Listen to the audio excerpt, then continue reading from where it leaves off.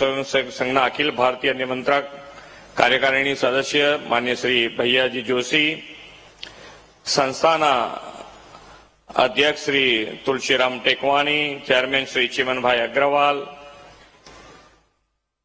પશ્ચિમ ક્ષેત્રના પ્રભારી શ્રી નારાયણભાઈ મેઘાણી, મારા સાથી મંત્રી શ્રી પણ હમણાં જ અહીંયાથી નીકળ્યા છે,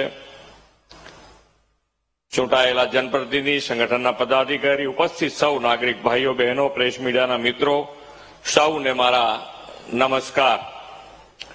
સ્વાતંત્ર્ય સેનાની નેતાજી સુભાષચંદ્ર બોઝની જન્મ જયંતિએ ભાવપૂર્ણ નમન કરું છું। આદરણીય પ્રધાનમંત્રી શ્રી નરેન્દ્રભાઈએ તેમની 125મી જન્મ જયંતિ ઉપર વર્ષ 2021થી આજના દિવસને પરાક્રમ દિવસ તરીકે નવી ઓળખ એમને આપી છે, તેમનું સન્માન કરું છું। ભારતીય સંસ્કૃતિની ભવ્યતા અને દિવ્યતા સાથે આસ્થાનું મહિમા ગાન કરતો મહાકુંભ પ્રયાગરાજમાં ચાલી રહ્યો છે। બીજો શું એ પણ છે કે ગઈકાલે જ વડાપ્રધાન શ્રી સાહેબની પ્રતિબદ્ધતાથી અયોધ્યામાં નિર્માણ થયેલ ભવ્ય રામ મંદિરની પ્રાણ પ્રતિષ્ઠાનું પણ 1 વર્ષ પૂર્ણ થયું છે।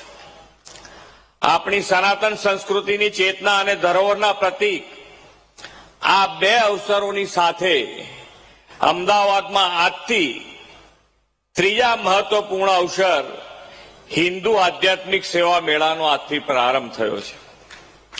સોનામાં સુગંધ મળે એવા આ અવસરની શરૂઆત આપણા માન્ય અમિતભાઈ, ભૈયાજી, સંતગણ સૌની સાથે આજે અહીંયા થયો।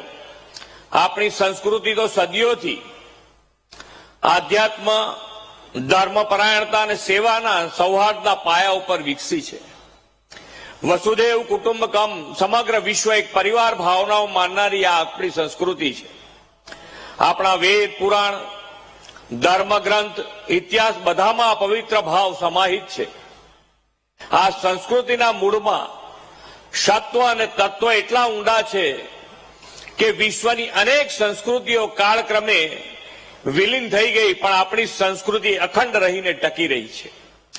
એટલું જ નહીં, એનું પુનઃજાગરણ, જતન અને સંવર્ધન પણ થતું રહ્યું છે।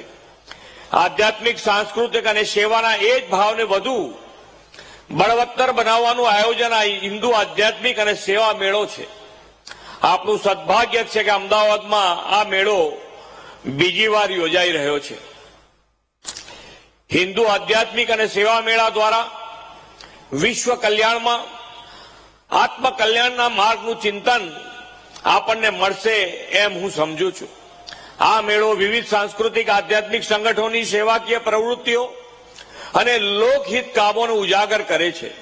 ઉપરાંત વન તથા વન્ય જીવન સંરક્ષણ, જીવન સૃષ્ટિનું સંતુલન, પર્યાવરણ સંરક્ષણ, પારિવારિક મૂલ્યોનું જતન, નારી સન્માન અને નારી સંરક્ષણ અને રાષ્ટ્રભક્તિનું જાગરણ, આવા 6 મૂળભૂત સિદ્ધાંતો દ્વારા ભારતીય સનાતન સંસ્કૃતિને વધુ મજબૂત બનાવવાનું કામ પણ HSSF દ્વારા થઈ રહ્યું છે। આપણા સમાજમાં નિષ્કામ સેવાર્થીઓ દ્વારા થતી સેવાઓને યોગ્ય સ્ટેજ મળે, તેમના કાર્યો જોઈને લોકો સમાજ અને સૃષ્ટિના ઉત્થાન માટે પ્રેરિત થાય, તેના માટે હિન્દુ સ્પિરિચ્યુઅલ એન્ડ સર્વિસ ફેર સતત પ્રયત્નશીલ છે।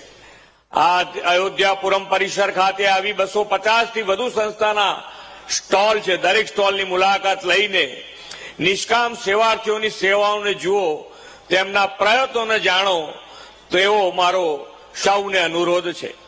એનાથી આપણને જરૂર પ્રેરણા મળશે કે હજુ પણ બધું સમાજ માટે કરી શકાય એમ છે।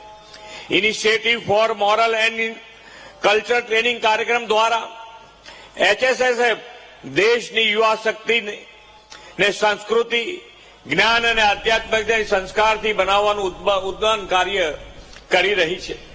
શિક્ષણ સાથે ચારિત્ર નિર્માણ, માતા પિતા, વડીલો તથા કન્યા મહિલાઓ પ્રત્યે આદર ભાવના કેળવવાને પ્રાધાન્ય આપીને દેશની ભાવિ પેઢીને ઘડવાનું મહત્વનું કામ અહીં થાય છે.